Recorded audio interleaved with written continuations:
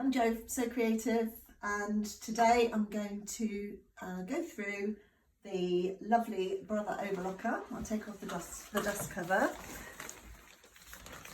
So this is the Brother 4234D Overlocker. You'll notice with all the new Brother Overlockers and machines, they'll have a QR code on there, and this is for information. And although this does come with an instruction book, a lot of the other machines have started not to. I think they're very conscious about using paper. So you'd access all your instruction book from the QR code, which is really quite nice and modern. So you'll see that this actual machine fits in as number 3 in the series of Overlocker before it goes up to the air thread and then the combination cover stitch machines. So you may have already watched our 3034 video. We love this machine, and within that machine we've got details of blind hem, which I'm not going to do today, but you can always watch that. So once, you know, they're very similar in that respect. The 4234 is lovely because it just is a little bit more special than the 3034. Let's have a look why. This is all, the telescopic pole is all metal. We've got our drip tray here. Typical Brother with the lovely boxed usual settings. So even if you find yourself in a pickle when you're dealing with your Overlocker, if you just pop it back to your regular settings, then it should be, in theory, ready to stitch again. This one is set up with our tensions at 4. But what makes this one very special is it's got a needle threader, which is stunning. So we're going to show you that. So we're just going to go through the threading up and then using the needle threaders. So let's just to show you how, if you were unboxing this, it wouldn't have had the trim trap on anyway, but that literally comes out or fits on like so. We've got 4 threads. We can use 4, 3 or 2 threads with this machine. This is our presser foot pressure. So depending on how thick our fabrics are, generally you'll just keep it where it is. It's only if you were having problems that you'd fiddle with that bit. We've got a thread cutter at the side here. And here is our presser foot, up and down razor. So obviously for threading, we need it in the upright position. We also have another lovely feature here with Brother. I don't know if you can see on the hand wheel, there is a little lip. So for threading, that needs to be at 12 o'clock. And if that is aligned, everything else will work perfectly well. So let's just get on with the threading. So most people, when they buy an Overlocker, think, how do they do this? So we're just going to show you how simple it is to thread this Overlocker. So you need to open the front cover, so that slides over to the right and then pushes down. So under here, we've got everything colour coded, and the worst one to thread is our lower looper, and we thread it in this order. So we thread lower looper, upper looper, right needle, left needle, and it must be in that order. And we see here we're going to follow the blues, then the reds, then the greens, then the yellow, and I'm going to set the thread up so as that hopefully makes it easy. Just another little thing, these are all for your little tools, so it comes with tweezers, so they will sit there, and when you take your stitch finger out here, which is for doing a rolled hem, you'd pop it here so you don't lose it. And this is our blade, so we can pull it out and disengage, so we pull and twist it out of the way. Sometimes for threading, that's quite useful to have it out of the way, as long as you remember to put it back up. So our cutting width can be changed by using this setting here. Now this is at the moment set on the standard 5, which is also for a rolled hem. But if you watch the blade, when I move it, the blade, cutting blade moves out or in, which is really useful if you've done some overlocking and it's loopy on the edges. That's a really good way of solving it, just by moving it and cutting, making the cutting width wider. So that's a good feature there. I've just noticed on this machine here as well, there's lots of things to really help you. So this is good, as in making sure this hand wheel is all connected, as in that little line I said at 12 o'clock. Don't try and do it if that's not connected. So we're going to show you how. So first thing first, we must make sure our presser foot is in the up position, and we're going to start with a blue thread. So everything is numbered. So with these, I've taken the little cones off because we've got cones that fit on here, which would take the big overlocker cones, but of course we're just using some small spools here. And we've got 1 and 2 very visible there. So 1 and 2. What this does is stops the thread, or it makes it nice and smooth when it comes out and stops it unraveling into a big loop, a big curl. Number 3 is there. And then we're going to make sure it goes through these tension discs here. So I always try to give it a really good little press through. And in a minute, I'm going to start using my tweezers. So there's number 5. You do find that you need your tweezers a lot. So these 2 little bars, 2 of them have got the blue on, and only 1 of them has got the red. And then there's number 8. And then our number 9 is a funny little button here. Now this button is only going to work if this is in the right position here, which it is. It's at 12 o'clock.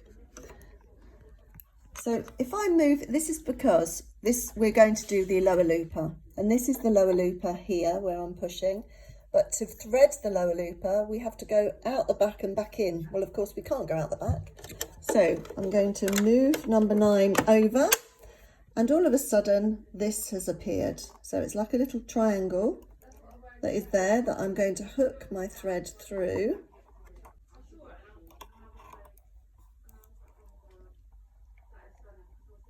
There.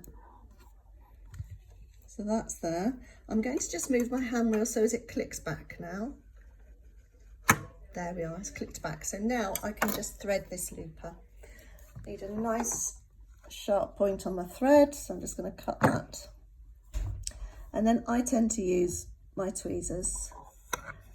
And actually, I need to, what would be a good idea is if I switch my machine on, that'll give me a light. There we are, magic. So through the little hole of the lower looper, and then grab it from the back. Make sure nothing's caught up, and that is perfect. Now, what would be easier if I did have my blade removed? So I am going to remove my blade. So I'm going to show you how. So pull it out and drop it down, because what I can now do is just pass that thread there, and it's in the right position. You see? So I haven't had to poke it through this upper looper. I've done it like that. Just remember to bring your blade back up again. There we are, my blade's back up. So that's the lower looper done. And that really is the worst one. So now we're going to do the upper looper. If I can find the end of the thread, there we are. So in at the back, we're going the upper looper, and you see it says number 1 and number 2. Into number 3, make sure it goes through those tension discs, into number 5, number 6 is just that 1, so just that first one there, number 7 is there, and then it's going to go through there, which is my upper looper, so I can be moving this out of the way. This is a good point to tell you that actually if one of your threads break, it's always important to start again, because you'll notice when we're doing this, we're having to get this all in the best position for us. So look at what's happening to the needles. If they were threaded, everything would start getting knotted. So believe me, it's best if one thread breaks to just start again. So I'm going to thread that through the eye of the upper looper.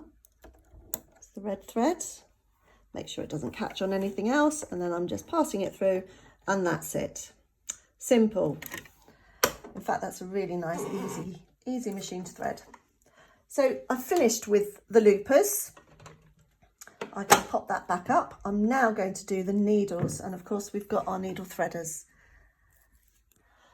So green thread, this now comes 1 and 2 that way, like so. Into the thread holder again, make sure it goes through the tension. I'm just following this green line, so it comes along here.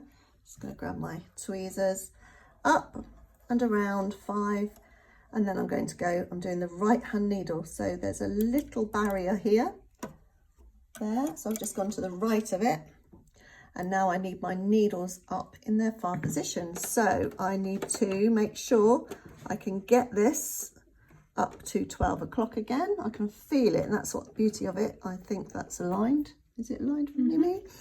Okay, so now we've got our needle threaders. So before I start talking about threading these needles, have a look and you'll see that there's always one needle lower than the other. That's quite normal. The right hand needle is always slightly lower than the left hand needle, and that's because it's where it all catches underneath with the different loopers. So they are definitely like that. Please don't align them because it won't work. And if you do need to change your needle, you will use this tool in your kit, which is like a little Allen key.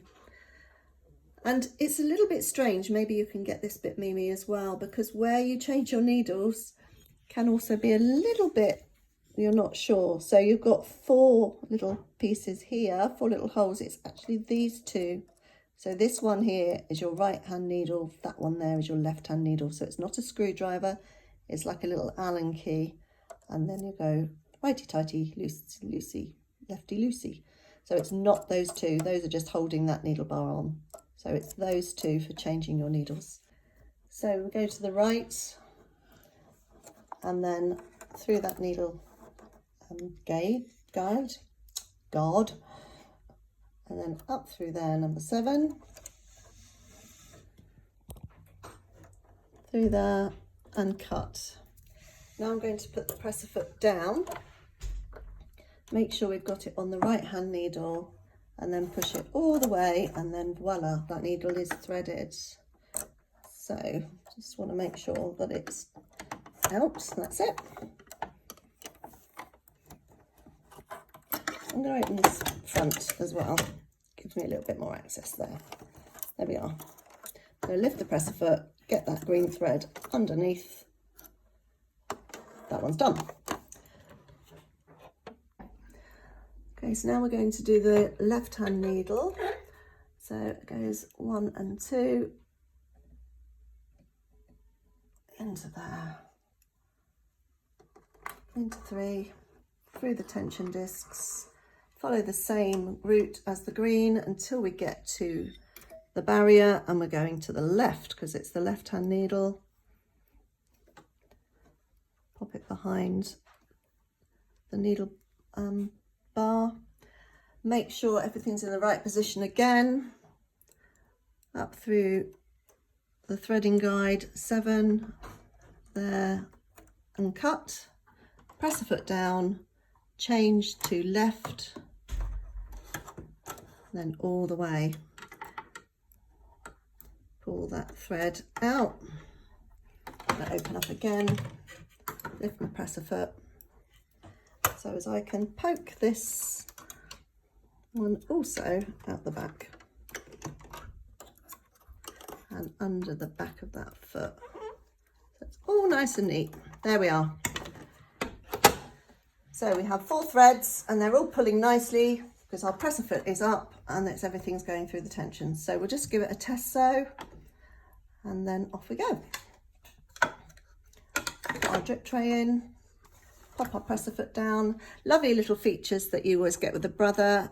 I don't know if you can see here that there's a little hole in the foot that shines a light, and that light will be shone on our fabric.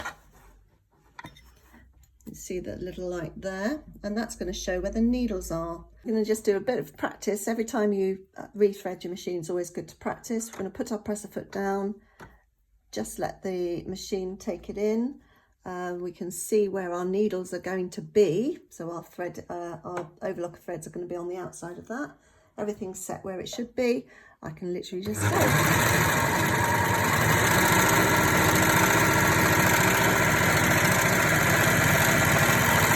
Use chain off, use the cutter here to cut our threads. There we are, perfect overlock. You can see we've got our lower looper, which was in blue, our upper looper in red, our right hand needle in green, and our left hand needle in yellow. So that's our very quick review of the Brother 4234 Overlocker. We're in Petersfield in Hampshire, so creative. Look us up, pop in and see us. It'd be good to see you. Thank you, bye bye.